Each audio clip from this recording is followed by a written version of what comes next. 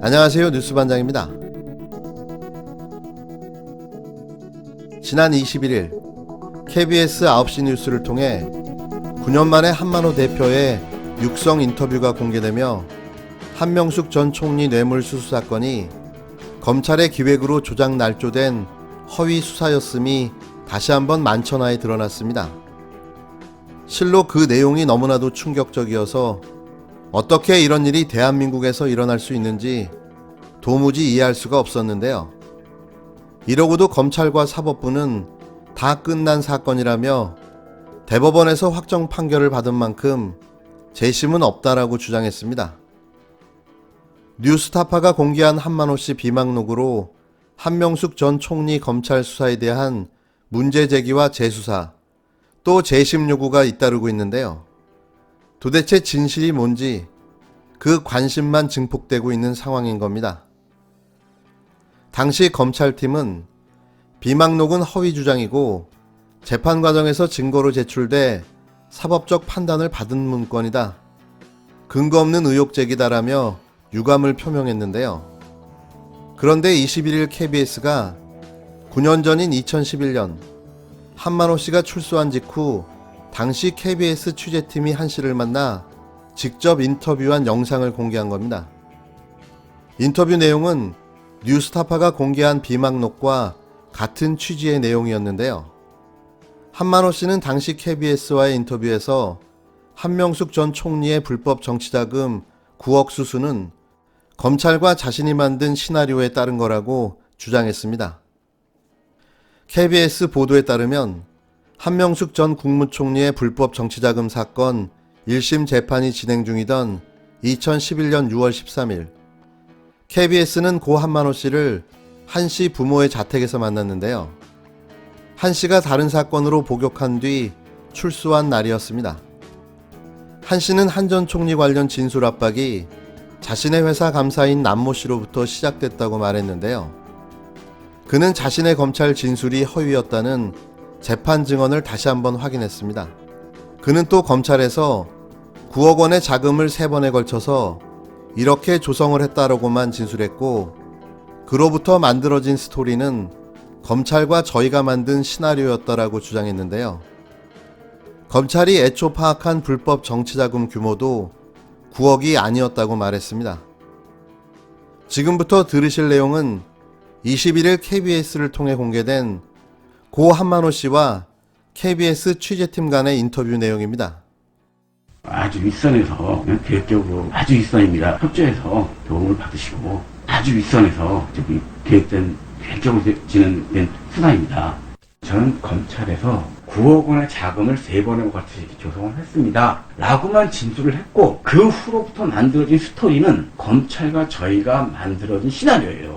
처음 검찰에서는 5억으로 알고 있었어요. 5억이 아니라 9억입니다. 왜냐면 나는 내가 그 조성한 금액 그 9억에 대한 면피를 할 목적이 있었기 때문에, 검찰은 5억이라고 난 9억이라고 어떻게 얘기를 만들어낼 때 기억이 나지 않는 거예요. 집으로 갖다 줬다는 게 최고 상책이요. 그러니까 검찰에서도 집으로 갖다 줄 것이 가장 저기 하지 않겠습니까? 그래가지고 그러면 집으로 얘기가 되니까 집으로 가서 이쪽저쪽 하면서 이제 그거에 대한 얘기가 퍼즐 맞춰 나간 거죠. 저도 초반에는 기꺼이 협조를 같이 했으면서 어떤 편익을 노렸던 게 사실이에요. 그게 이제 어느 시간이 이렇게 지나면서 자꾸 언론에 나오는 얘기가 내가 진술했던 내용이 아닌 다른 왜곡돼갖고 막 나오다 보니까 제가 자꾸 쇼크를 이제 먹게 된 거죠. 한 총님에 대해서는 난 평생 죄인으로 석고 대셔할 거예요. 지금 그 총님한테 찾아가고 싶어도 찾아가면 또 어떻게 이렇게 얘기가 가지도 못하고. 검찰 윗선, 아주 윗선에서 계획적으로 진행한 것이고, 그 이후 만들어진 스토리는 검찰과 함께 만든 시나리오다라고 당시 얘기합니다. 이 당시는 박근혜 정부 시절이었어요. 예. 이분이 2번 감옥에 가는데 첫 번째 감옥에 갔다 나온 직후에 한 인터뷰입니다. 이분은 이렇게 평생 후회한다고 했잖아요.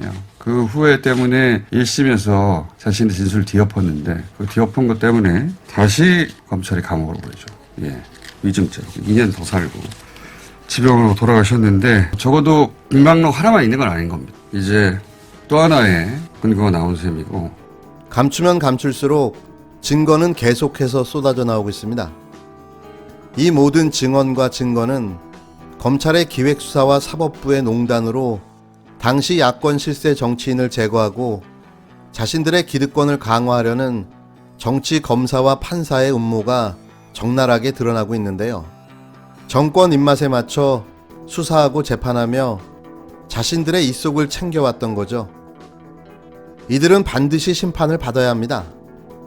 대법원 판정이 확정되어 처벌이 안 된다고 주장하고 있지만 7월 출범하는 공수처가 이들을 기다리고 있습니다. 이래서 2019년 우리는 검찰개혁을 그토록 외치며 공수처 법안을 통과시켰을지도 모릅니다. 그러고 보면 검찰개혁, 사법개혁은 아직도 멀게만 느껴집니다. 정경심 교수 재판에서 입시비리 의혹과 관련한 막바지 법정 공방이 이어지고 있습니다. 오늘 재판에선 허위 스펙 의혹이 제기된 딸 조민 씨의 경력서류가 대학원의 입시 업무를 방해했는지를 두고 양측이 격돌했습니다. 같은 날 검찰에 또 하나의 기획수사를 뒤집는 증언이 나왔습니다. 진술을 수정하고 싶다는 생각을 갖고 법정에 왔다. 검찰 조사 때는 조민이 서류평가에서 좋은 점수를 받아서 1단계 평가에서 유리했던 것 같다라고 진술했는데 이번에 다시 서류를 찾아보니 조민 점수가 1단계 합격자 136명 중 108등에 해당된다는 것을 알았다. 21일 서울중앙지법 형사합의 25-2부 임정엽 부장판사 심리로 열린 정경심 교수의 속행 공판에서 증인으로 출석한 서울대 의전원 신모 교수는 이와 같이 말했는데요. 신 교수는 당시 교무부 학장으로 근무했습니다. 검찰은 합격권 학생들 사이에서 교과 성적은 큰 차이가 없었기 때문에 정 교수가 이른바 딸의 스펙을 부풀렸다고 보고 있었는데요. 이를 통해 서울대 의전원 1차 서류 전형에 합격했다는 겁니다. 이에 검찰은 당시 조민이 제출한 서류 자체가 허위라는 점을 전제로 두고 신 교수에게 질문을 했는데요. 검찰은 허위 문서가 아니라 믿고 평가해 준 것이 맞느냐, 서류 진실성, 제출 여부를 신뢰해 얻은 점수, 위조나 허위가 발견되면 점수 자체가 안 되는 게 맞는가를 질문했는데요. 이 같은 질문이 반복되자 증인으로 나온 신 교수는 검찰이 가정을 전제로 질문하는 것 같다라고 지적하기도 했는데요. 검찰 조사 당시 조민이 1단계를 통과한 건 서류 심사에서 점수를 잘 받아서 그런 것 같다라는 분석을 할 수 있었던 것 같다라고 진술한 건 다른 학생들의 점수를 알지 못했기 때문이라는 게 신 교수의 설명입니다. 제출 서류를 토대로 비교과 성취 업무를 A에서 C로 나눴을 때 조 씨는 최하점인 C등급으로 분류됐다는 건데요. 이에 신 교수는 변호인 신문에서 진술을 수정하고 싶다는 생각을 갖고 법정에 왔다고 말했습니다. 신 교수는 검찰 조사 당시에도 무조건 약만 타고 좋은 것은 아니다. 예를 들어 헌혈을 엄청 많이 하고 증서를 냈거나 같은 곳에서 너무 많은 봉사활동 등은 별로 도움이 안 된다고 설명한 바가 있는데요. 오히려 현실적으로 해내기 상당히 어려운 내용들이 많으면 진실 여부에 대해 의심이 들기 때문에 점수를 많이 받기 어렵다고 말한 겁니다. 사실상 신 교수의 증언을 통해 인턴 증명서 등이 입시에 영향을 미치지 못했다는 것이 확인된 건데요. 이에 대해 재판부는 신 교수에게 조 씨가 1차 전형을 통과한 것에 대한 정당성을 검토해 환산해 본 적이 있는지의 여부를 물었지만 신 교수는 재판을 대비해서 봤을 때 서류 심사가 결정적인 역할을 했을지 개인적으로 의문을 갖고 있다고 답했습니다. 재판 말미 신 교수는 검찰 진술에서 대부분 기억나는 대로 사실대로 말씀드렸지만 몇 부분은 신문을 준비하면서 새롭게 자료를 찾은 부분이다. 오늘 말씀드린 게 최종 의견이라는 걸 받아들여 주셨으면 한다고 밝혔습니다. 그러니까 업무방해가 성립되지 않게 된 거죠. 서류 증명서가 합격에 영향을 미치지 않았다는 게 담당 교수의 증언인 겁니다. 이쯤 되면 끝났다고 봐야 하는 거 아닌가요? 윤석열 정치검찰은 망했습니다. 이걸로 끝난 거죠. 주워 담을 수도 되돌릴 수도 없게 된 겁니다. 그러니까 조민이 제출한 어떠한 증명서도 업무방해에 해당되지 않는다는 증언이 나온 셈인 거죠. 더 말해 뭐 하겠습니까? 이 재판 자체가 어이가 없는 걸